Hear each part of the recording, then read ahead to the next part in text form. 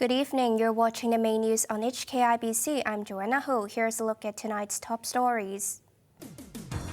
The death toll in the earthquake in Turkey and Syria keeps climbing as freezing conditions worsen the agony of homeless survivors.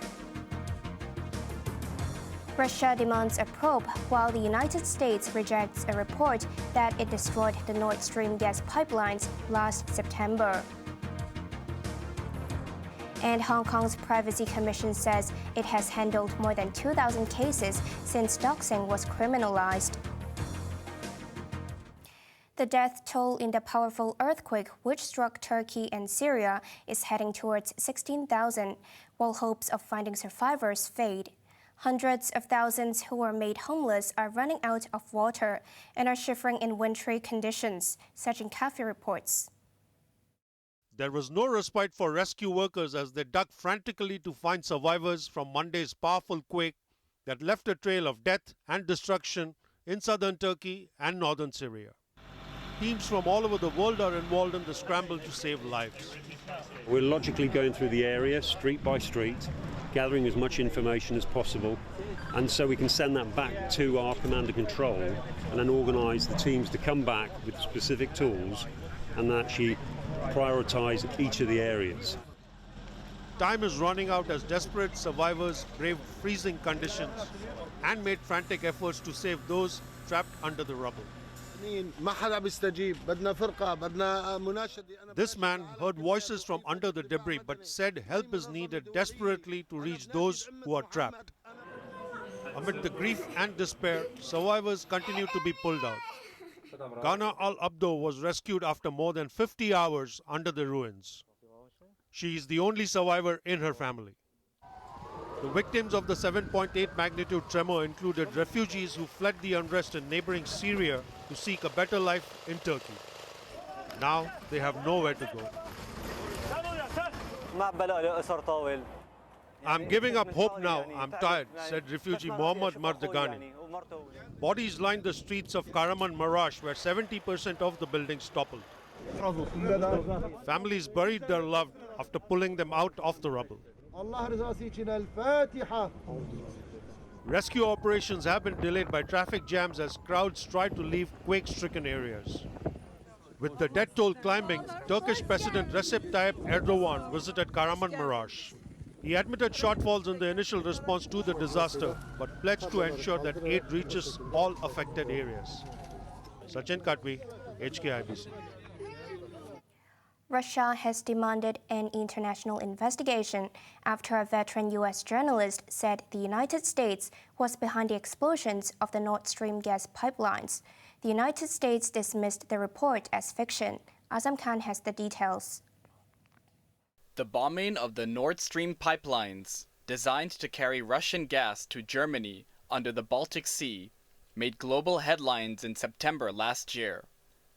An inquiry by Sweden and Denmark concluded the multi-billion-dollar pipelines were deliberately blown up, but stopped short of saying who did it. A scathing report released today by investigative journalist Seymour Hersh said U.S. Navy divers, with the help of Norway, planted remotely triggered explosives under the cover of a NATO military exercise off the German coast in June. Hersh said the planning was done before Russia invaded Ukraine in February last year. The Pulitzer Prize-winning journalist added that the sabotage was ordered by the White House. Weeks before Russian troops entered Ukraine, U.S. President Joe Biden said, if Russia invades, there will no longer be a Nord Stream 2. We will bring an end to it. Hersh scooped journalism's top award for exposing the My Lai massacre of Vietnamese civilians by U.S. troops in 1968. The 85-year-old was also responsible for uncovering the infamous Abu Ghraib torturing of Iraqis by American soldiers back in 2004.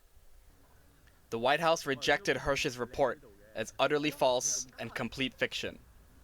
But Russia wants it to form the basis of an international probe.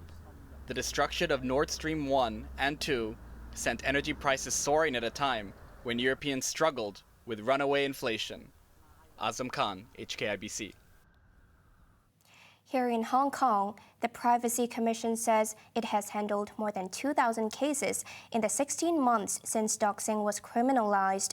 It has also ordered the Hong Kong Institute of Bankers to take remedial action after the personal details of 113,000 people were leaked. Jenna Slow reports. The government amended the data privacy law in October 2021 to criminalize doxing. As of last year, the privacy watchdog looked into more than 2,100 cases, over 90% of which were social media doxing. 12 people were arrested. The Privacy Commissioner said the effectiveness of the ordinance exceeded expectations, but enforcement wasn't easy. Even though we have issued cessation notices in some cases, the doxing messages appear time and time again. And so we have to repeat the entire cycle. And we have to issue the cessation notices again to request the removal of the relevant doxing message. The watchdog issued 1,500 cessation notices, requesting online platforms to take down almost 18,800 doxing messages. The Privacy Commission has also investigated the handling of a personal data leak by the Hong Kong Institute of Bankers. Early last year, the institute admitted that it had been a victim of a ransomware attack. The leak affected 113,000 people, of whom 100,000 were non-members of the group. An enforcement notice has been issued to the institute, which faces a fine of $50,000 and 2 years in jail if it does not remedy the situation. It has to submit a report to the watchdog within 2 months. The privacy watchdog urged the Hong Kong Institute of Bankers to upgrade its data security system. An enforcement notice also advised the institute to employ an independent cybersecurity expert to conduct regular checks. Janice Low, HKIBC. 2 members of a pro-independence group have been jailed for around 5 years each for conspiracy to incite subversion. The judge deemed their act to be serious and only sparingly deducted their sentences for a guilty plea. Raymond Yeung reports. Back in July 2021, National Security Police claimed they had busted a pro-independence group which was trying to overthrow the government. Called Returning Valiant, the group consisted mainly of secondary students as young as 15. They had promoted their ideals through street booths, press conferences, and social media in early 2021, months after the security law came into force. 7 people were later charged with conspiracy to incite subversion. They all pleaded guilty, with 5 minors already sent to a detention center. 2 adults, 21-year-old Choi Wing-kit, a warehouse keeper, and 26-year-old salesman Chris Chan were sentenced today. District Judge Kwok Wai-kin slammed the past advocacy of a revolution without a bottom line, saying it has no place in society. He deemed their acts to be of a serious nature, which stipulates a prison term of 5 to 10 years. After receiving a 6-month deduction for their guilty pleas, Choi and Chan were each jailed for 5 years. Choi will serve 3 additional months for possessing offensive weapons. 6 other members of the group, plus a female student in a current subversion case, will also stand trial for conspiracy to commit terrorism. All but 1 have been remanded for over 18 months. Raymond Yang, HKIBC. The prosecution has completed its opening statement in Hong Kong's largest national security trial, involving 16 opposition figures who pleaded not guilty to conspiracy to commit subversion. From Monday, the court will call witnesses, including former opposition legislator Au Nok Hin, who will be the first to testify for the prosecution. The prosecution continued today to present evidence against the remaining defendants, whose roles in the unofficial primary election in 2020 have not been clearly outlined yet. That included a declaration drafted by activist Owen Chow and former district councillors Fergus Leung and Sam Chung. A signature on the statement signified their persistence to stay in the resistance camp. West Kowloon Magistracy heard that Chow had vowed in a social media post to promote Hong Kong nationalism and wreak mutual destruction on the city's legislative system. Former journalist Gwyneth Ho and former legislator Raymond Chan were among the signatories. The prosecution said Ho had pledged to convert the Legislative Council into a weapon of the resistance camp and fight with Hong Kong people against Beijing. Chen was alleged to have promised on behalf of his People Power Party to fully support the primary election plan of former legal scholar and fellow defendant Benny Tai. Others mentioned in court today included former lawmakers Lam Cheuk Ting and Leung Kwok Hong, also known as Long Hair. Before the proceedings opened, Justice Chief Paul Lam condemned acts intended to disrupt the administration of justice. This came after a suspected projectile damaged a glass pane at West Kowloon Magistracy yesterday.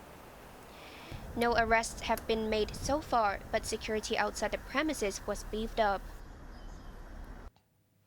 Yangua Girls School has withdrawn a documentary from the Hong Kong Film Awards. The movie To My 19-Year-Old Self was nominated for Best Film, Best Director and Best Editing. A controversy halted public screenings of the film, which showed how 6 students developed over a decade. Director Mabel Zhang was accused of screening the film without the consent of several people featured in it. Derek Yee, head of the Hong Kong Film Awards, said he's not been notified of the school's decision. Co-director William Kwok vowed to compete for Best Director.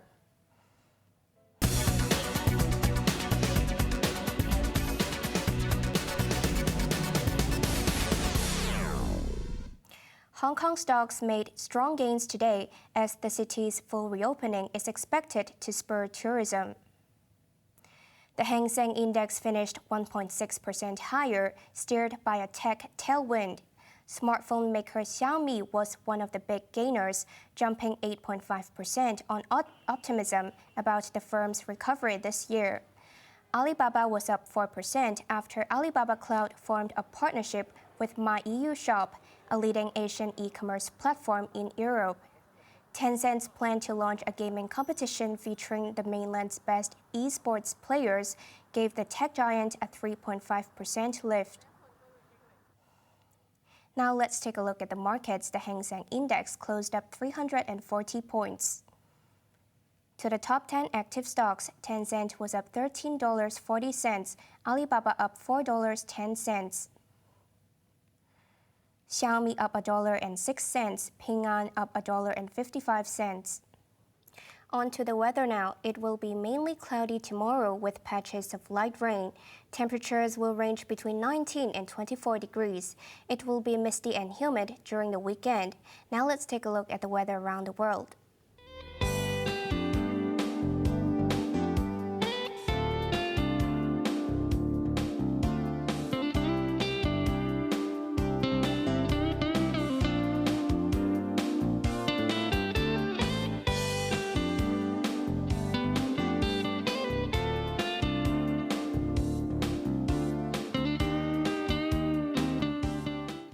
That's our main news for Thursday night. Join us for more news at 11. I'm Joanna Ho. Good night.